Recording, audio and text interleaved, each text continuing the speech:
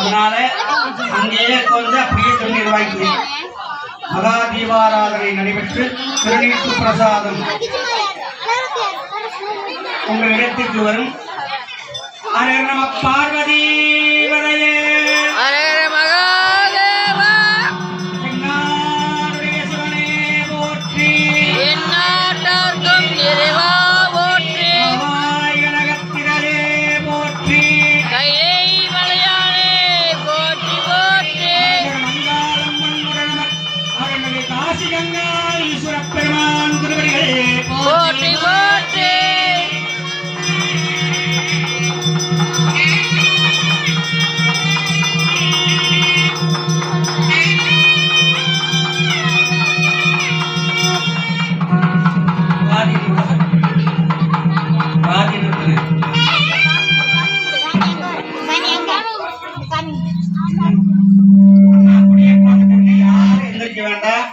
சுவாமியுடைய பிரசாதம் உங்க முன்னாடியே வரும்.